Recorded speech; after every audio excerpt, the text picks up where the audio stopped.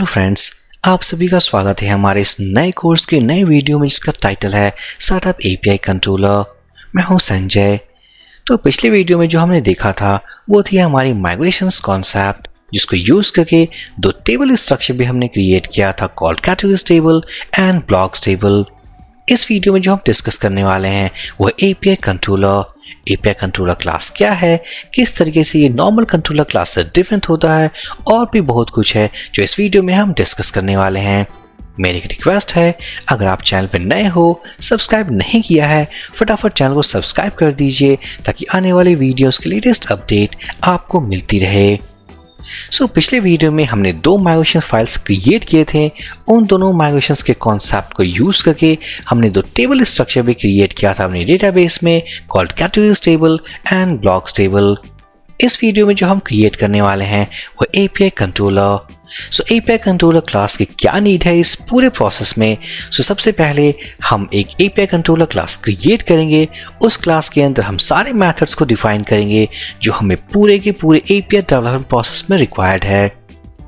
API controller class को create करने के पहले अगर मैं थोड़ा सा डिफरेंस समझाऊं, जैसे कि एक नॉर्मल कंट्रोलर और एक एपीआई कंट्रोलर में क्या डिफरेंस होता है, उसे समझने के लिए मैं जाऊंगा ऐप फोल्डर, कंट्रोलर्स फोल्डर। यहाँ पर हमारे पास दो PHP फाइल्स हैं called base controller and home.php। जो बेस कंट्रोलर फाइल है ये एक पेरेंट कंट्रोलर है। कहने का मतलब जो भी कंट्रोलर हम क्रिएट करेंगे अपने इस एप्लीकेशन में, बाय डिफॉल्ट वो सारे कंट्रोलर्स एक्सटेंड करेंगे हमारे पेरेंट कंट्रोलर क्लास को, जो कि होगा बेस कंट्रोलर। इस फोल्डर में जो दो फाइल्स हमारे पास वो एक पेरेंट कंट्रोलर क्लास, और जो ये home.php है ये एक नॉर्मल कंट्रोलर क्लास। हम इस नॉर्मल कंट्रोलर क्लास को देख सकते हैं class home x tends base controller. अब हम समझते हैं कि एक एपीआई कंट्रोलर क्लास और एक नॉर्मल कंट्रोलर क्लास में क्या डिफरेंस होता है।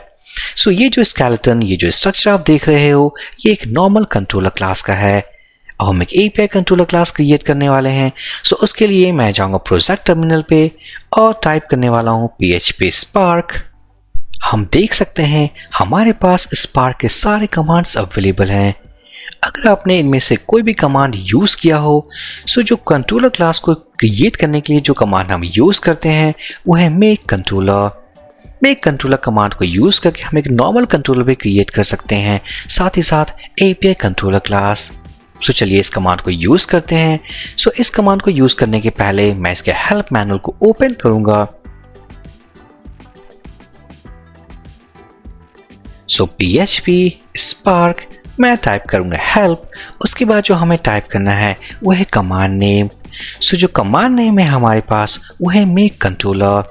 अगर मैं एंटर प्रेस करूं तो ये है हमारे पास एक हेल्प मैनुअल, जो कि ये हमें बताता है कि जो भी कमांड हम यूज करना चाहते हैं उसको हम किस तरीके से, किन पैरामीटर्स के साथ हम यूज कर सकते हैं।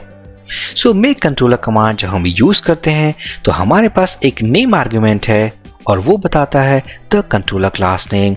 साथ ही साथ हमारे पास ऑप्शंस भी हैं, मींस ऑप्शनल पैरामीटर्स। इन ऑप्शनल पैरामीटर्स को या तो हम यूज कर भी सकते हैं या नहीं भी यूज कर सकते हैं।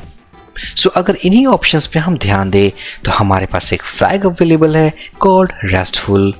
अगर हम कंट्रोलर क्लास को क्रिएट करते वक्त अगर हम ये फ्लैग पास करते हैं, इसका मतलब कि हमने नॉर्मल कंट्रोलर क्लास क्रिएट नहीं किया है, बल्कि जो हमने क्रिएट किया है वो है एपीआई कंट्रोलर क्लास।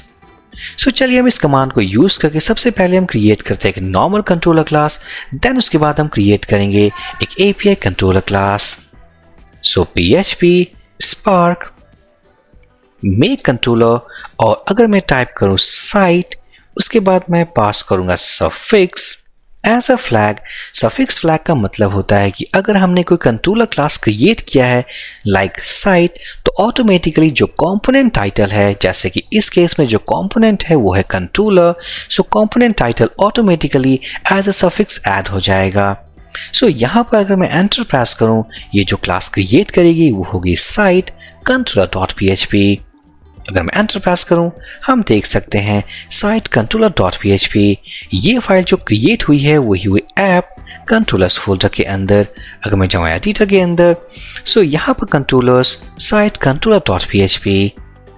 सो ये एक नॉर्मल कंट्रोलर क्लास है जिसने एक्सटेंड किया है बेस कंट्रोलर।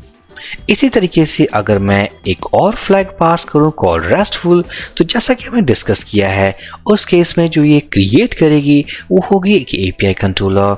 सो चलिए उसे भी यूज करते हैं। PHP Spark मेक कंट्रोलर, हम पास करने वाले हैं कॉल API।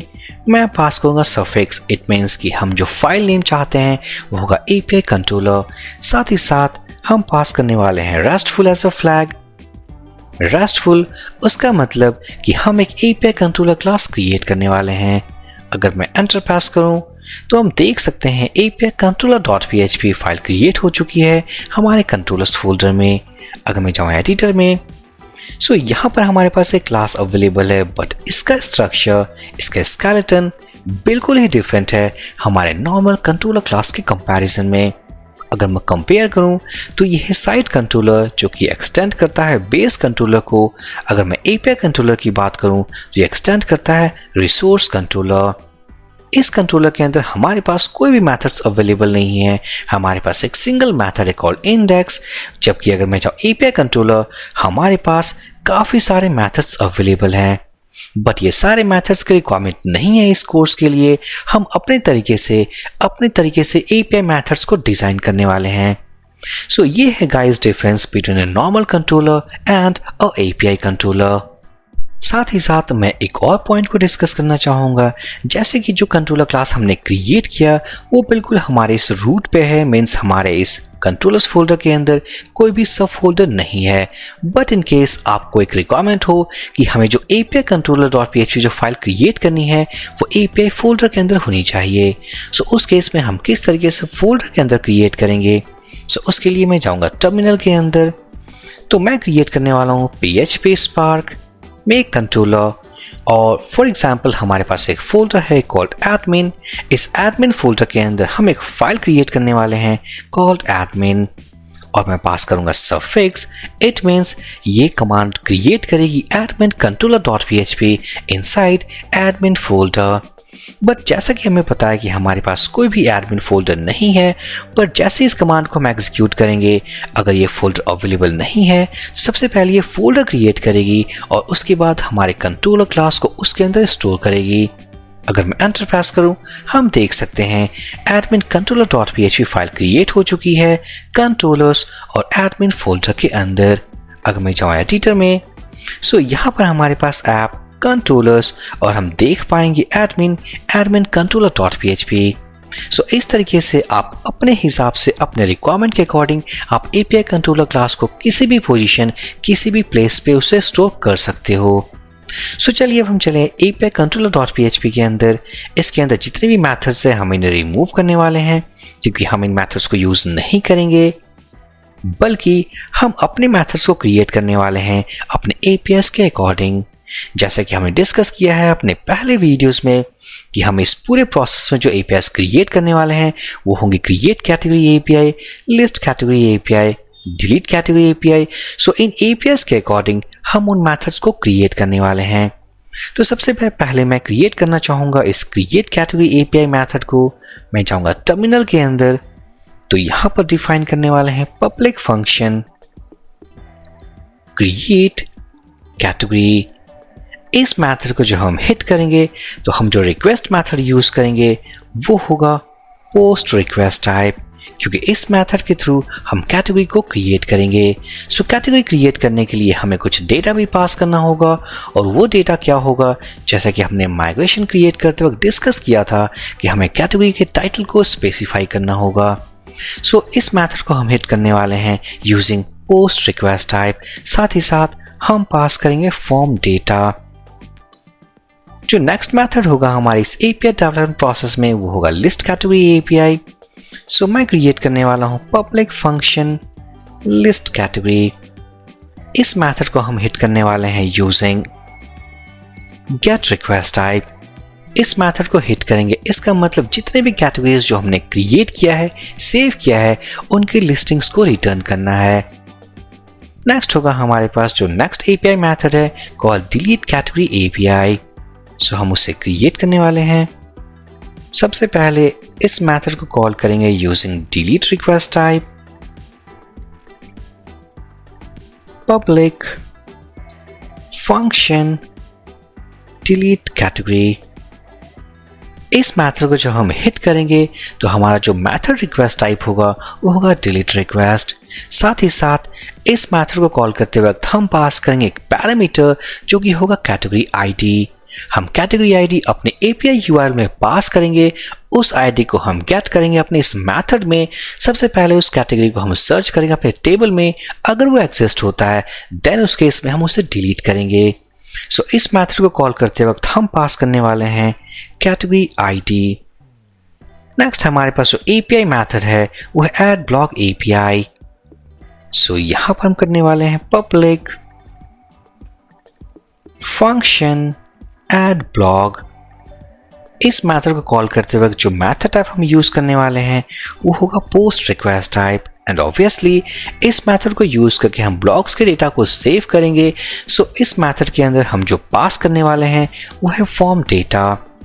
अब इस फॉर्म डेटा में हमारे पास क्या होगा, अगर मैं जाऊँ टेबल स्ट्रक्चर में तो जैसा कि हमने माइग्रेशन में डिस्कस किया था कि ब्लॉक क्रिएट करने के लिए हमें जो डेटा चाहिए अपने फॉर्म डेटा के अंदर उसमें होगी category ID, title and content. क्योंकि आईडी जो है वो ऑटो इंक्रीमेंटेड है, ऑटो जनरेट होगी। साथ ही साथ जो स्टेटस कॉलम है उसका बाय डिफॉल्ट वैल्यू हमने 1 स्पेसिफाई किया है। सो जैसे ही हम किसी न्यू रो को इसमें इंसर्ट करेंगे automatically status column will have the value equals to 1। So हमें 3 वैल्यू की रिक्वायरमेंट होगी called category ID, title and content. So इस मेथड को हिट करेंगे यूजिंग पोस्ट रिक्वेस्ट टाइप और हम पास करने वाले हैं फॉर्म डेटा। नेक्स्ट है हमारे पास जो एपीआई मेथड है वो है list blocks category wise API. इसका मतलब कि हम एक मेथड क्रिएट करने वाले हैं जिसको हिट करेंगे यूजिंग गेट रिक्वेस्ट टाइप। जब हम उसे हिट करेंगे साथ ही साथ उस एपीआई यूआरएल में जो हम पास करने वाले हैं वो है कैटेगरी आईडी। सो इस कैटेगरी आईडी के बिहाफ पे हम सारे ब्लॉक्स को लिस्ट करने वाले हैं। सो यहाँ पर public function list block category wise. इस मेथड के अंदर हम जो पास करने वाले हैं वो है कैटेगरी आईडी और इसे हम हिट करने वाले हैं using method equals to get request type. So इस मेथड को कॉल करने के लिए हम जो रिक्वेस्ट टाइप यूज करेंगे वो होगा गेट रिक्वेस्ट टाइप। साथ ही साथ इसके एपीआई यूआरएल में हम पास करने वाले हैं कैटेगरी आईडी। सो उस कैटेगरी आईडी को हम मैच करेंगे अपने इस ब्लॉक्स टेबल में। उस कैटेगरी से रिलेटेड जितने भी ब्लॉक्स होंगे हम उनको रिटर्न करेंगे अपने इस मेथड के थ्रू। नाउ नेक्स्ट हमारे पास जो नेक्स्ट मेथड होगी वो होगी सिंगल ब्लॉक एपीआई। सो यहां पर क्रिएट करने वाला हूं public function single block details API method. So यहां पर सिंगल ब्लॉक डिटेल्स इसका मतलब कि हम एक ब्लॉक आईडी पास करेंगे अपने एपीआई यूआरएल में। सो यहाँ पर होगी हमारी ब्लॉक आईडी। ब्लॉक आईडी को हम एक्सेप्ट करेंगे अपने इस मेथड के अंदर। उस ब्लॉक आईडी के बिहाफ पे हम सर्च करेंगे अपने ब्लॉक्स वाले टेबल में, अगर वो एग्जिस्ट करता है देन उसके स्पेसिफिक इंफॉर्मेशंस को हम रिटर्न करेंगे। और इस मेथड को हम हिट करने वाले हैं using get request type. Next हमारे पास जो एपीआई मेथड है वो है update block API. So public function update block. इस अपडेट ब्लॉक को हम हिट करेंगे method type equals to put request type. साथ ही साथ हम यहाँ पास करने वाले हैं ब्लॉक आईडी। उसके बाद हम पास करेंगे कॉल फॉर्म डेटा। सो अगर मैं बात करूँ अपडेट ब्लॉक मेथड का तो जैसा कि नेम से क्लियर है इस मेथड के थ्रू हम अपने एग्जिस्टिंग ब्लॉक्स को अपडेट करने वाले हैं। इस मेथड को हिट करेंगे यूजिंग पुट रिक्वेस्ट टाइप। साथ ही साथ जब भी हम इस मेथड को कॉल करेंगे अपने एपीआई यूआरएल में हम पास करेंगे ब्लॉक आईडी। सो इस ब्लॉक आईडी के बिहाफ पे सबसे पहले हम एग्जिस्टिंग डेटा को फेच करेंगे और ये चेक करेंगे क्या वो ब्लॉक एग्जिस्ट करता है। अगर एग्जिस्ट करता है तो अपने मींस अपडेटेड डेटा जो हम फॉर्म डेटा के थ्रू रिसीव करेंगे उसके साथ हम फिर अपडेट करेंगे। सो ये है हमारा अपडेट ब्लॉक एपीआई मेथड। जो फाइनल मेथड की नीड होगी हमें वो डिलीट ब्लॉक एपीआई। सो यहाँ पर क्रिएट करने वाला हूँ मैं पब्लिक फंक्शन डिलीट ब्लॉक। इस मेथड को जब भी हम कॉल करेंगे, हमारा जो मेथड टाइप होगा वो होगा डिलीट रिक्वेस्ट टाइप। साथ ही साथ हम पास करने वाले हैं ब्लॉग आईडी। सो इस ब्लॉग आईडी के बिहाफ पे सबसे पहले हम एग्जिस्टिंग ब्लॉग को सर्च करेंगे। अगर वो एग्जिस्ट करता है देन हम उसे डिलीट करेंगे। सो ये है गाइस हमारा एपीआई कंट्रोलर क्लास, जिसके अंदर हमने सारे मेथड्स को डिफाइन कर लिया है और इन मेथड्स के अकॉर्डिंग हम आने वाले वीडियोस में अपने एपीआई डेवलपमेंट प्रोसेस में काम करने वाले हैं। साथ ही साथ इस कोर्स में हम एक और कॉन्सेप्ट देखने वाले हैं, that is method spoofing. So code igniter for method spoofing क्या है, किस तरीके से इस कॉन्सेप्ट को यूज करते हैं। सो जब भी हम डिस्कस करेंगे अपने इस पूरे कोर्स में all about update API methods और डिलीट एपीआई मेथड्स, सो इस कॉन्सेप्ट को हम डिस्कस करने वाले हैं all about the concept of method spoofing. So इस पूरे कोर्स में आप काफ़ी सारी चीज़ सीखने वाले हो, जैसा कि हमें डिस्कस किया था अपने इंट्रोडक्शन वीडियो में कि हम एपीआई डेवलपमेंट प्रोसेस के साथ साथ हम उनके स्टैंडर्ड्स को भी डिस्कस करने वाले हैं। सो इस पूरे कोर्स में आप काफ़ी कुछ सीखने वाले हो। So for this video session guys, thank you for watching and have a great day.